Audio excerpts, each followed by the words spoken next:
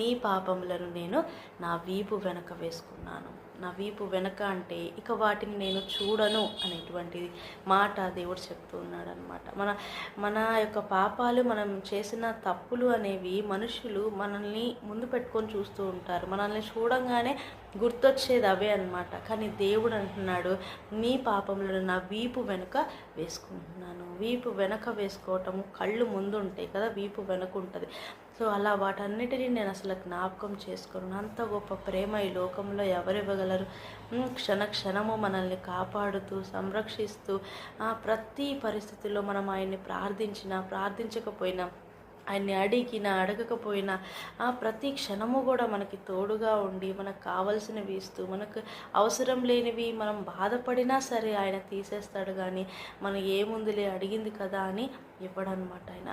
So అలాంటి గొప్ప ప్రేమ ఆయనకి మన మీద ఉంది. అలాంటి గొప్ప ప్రేమని కొన్నిసార్లు కొంతమంది వ్యక్తులు ఒక ప్రేమ అనేటువంటి మాటని ఒక చెడుగా ఉపయోగిస్తారనమాట. అంటే చెడుగా అనుకుంటారు. దేవుణ్ణి ప్రేమించటం ఏంటి? దేవుణ్ణి ప్రేమించటమా?